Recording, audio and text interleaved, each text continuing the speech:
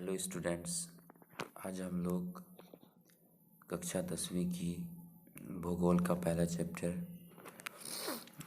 संसाधन के बारे में कुछ इम्पोर्टेंट ऑब्जेक्टिव का अध्ययन करेंगे, जो कक्षा 10 के बोर्ड एग्ज़ाम के लिए बहुत ही इम्पोर्टेंट है।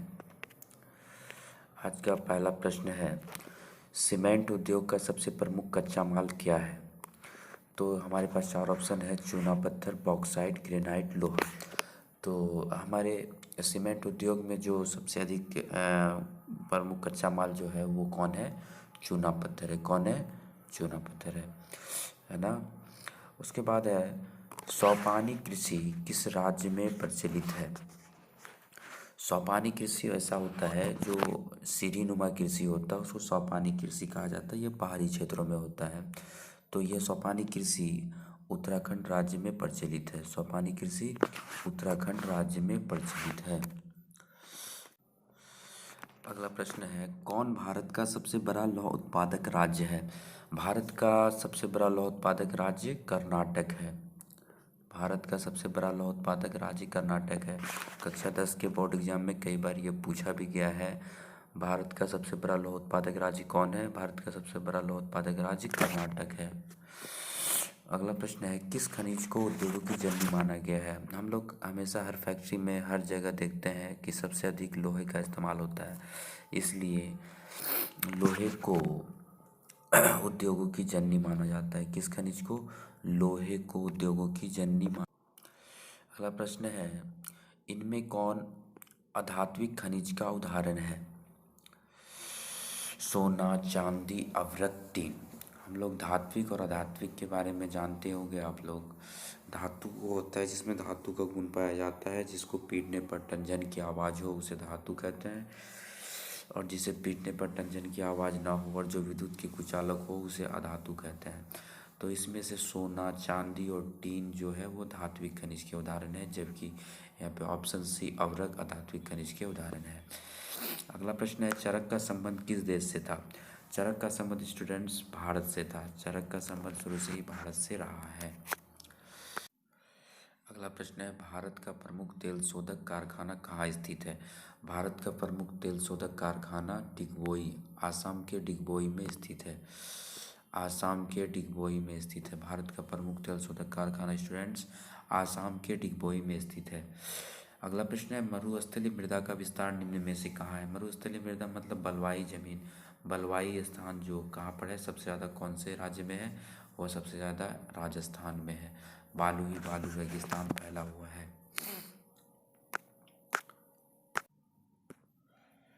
अगला प्रश्न स्टूडेंट्स, काली मृदा का दूसरा नाम क्या है? काली मृदा को हम लोग रेगुर मृदा भी कहते हैं। कौन सी मृदा कहते हैं? रेगुर मृदा भी कहते हैं।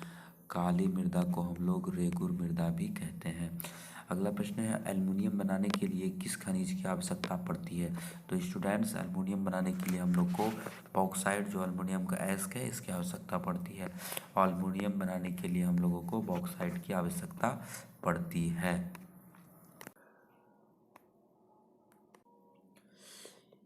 इनमें कौन लोहयुक्त खनिज का उदाहरण है? अवरक्त, बॉक्साइट, चूना पत्थर। अवरक्त लोहयुक्त खनिज नहीं है, बॉक्साइट लोहयुक्त खनिज नहीं है, चूना पत्थर लोहयुक्त खनिज नहीं है। इसमें ऑप्शन ए सही होगा, मैग्नीज। स्टूडेंट्स ऑप्शन ए सही होगा, मैग्नीज, है ना। इसमें लोह की मात्रा पाई जाती है। नेक्स्ट है, समुद्री क्षेत्र में राजनीतिक सीमा के कितनी किलोमीटर क्षेत्र तक संपदा निहित है? 19.2 किलोमीटर क्षेत्र। कितने स्टूडेंट्स? 19.2 किलोमीटर।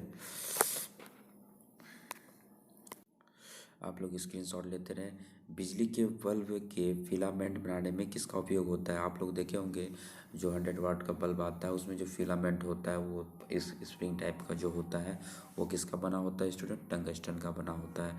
संविधान की धारा 21 का संबंध है वन्य जीवों तथा प्राकृतिक संसाधनों के संरक्षण से। ऑप्शन ए सही होगा आपका, वन्य जीवों एवं प्राकृतिक संसाधनों के संरक्षण से। बिहार झारखंड में देश का कितना प्रतिशत अवरक्त का उत्पादन होता है? बिहार झारखंड में देश के 80% 80% अवरक का उत्पादन होता है। प्राथमिक ऊर्जा का उदाहरण नहीं है। तो प्राथमिक और द्वितीयक ऊर्जा होता है स्टूडेंट्स, जैसे कोयला हो गया, ये हमारा प्राथमिक ऊर्जा हो गया। पेट्रोलियम जो नेचुरल ऊर्जा होता है उसको हम लोग प्राथमिक ऊर्जा कहते हैं, जबकि जो प्राथमिक ऊर्जा से बनी ऊर्जा होती है उसको द्वितीयक ऊर्जा कहते हैं। तो इसमें से विद्युत प्राथमिक ऊर्जा का उदाहरण नहीं होगा। ऑप्शन बी इसमें आंसर होगा स्टूडेंट्स। भारत में के किस भूगर्भिक समूह में कोयला पाया जाता है? स्टूडेंट्स बहुत ही वीवीआई क्वेश्चन है ये। गोंडवाना समूह में। किस समूह में कोयला पाया जाता है? गोंडवाना समूह में। आंसर ए सही होगा, गोंडवाना समूह। भारत के किस भूगर्भिक समूह में कोयला पाया जाता है? तो गोंडवाना समूह में। भारत के किस राज्य में वन का सबसे अधिक विस्तार है? मध्य प्रदेश। ऑप्शन सी इसमें सही आंसर होगा students, Madhya Pradesh. Option C. ऊर्जा का गैर पारंपरिक स्रोत है। जो नेचुरल होता है उस तो पारंपरिक हो गया, जो नेचुरल की मदद से बनाया जाता है उसको गैर पारंपरिक स्रोत कहते हैं। कोयला, विद्युत, पेट्रोलियम, प्राकृतिक गैस। तो इसमें ऑप्शन बी सही होगा, जो कि पारंपरिक स्रोत की मदद से तैयार किया जाता है विद्युत ऊर्जा को। विरत क्षेत्र में जल की उपस्थिति के कारण ही पृथ्वी को कहते हैं। विरत क्षेत्र में जल की उपस्थिति के कारण ही पृथ्वी को कौन सा ग्रह कहा जाता है? नीला ग्रह कहा जाता है, क्योंकि जल का रंग अधिकतर जब आप देखे होंगे समुद्र में या पानी जहाँ ज़्यादा होता है तो वो नीला जैसा प्रतीत होता है। आपको पता होगा 71% पृथ्वी पर पानी ही पानी है, इसलिए पृथ्वी को नीला ग्रह भी कहा जाता है। आगे और भी वीडियोस पाने के लिए सब्सक्राइब करें, बेल आइकन का बटन को ज़रूर से दबाएं। Thank you.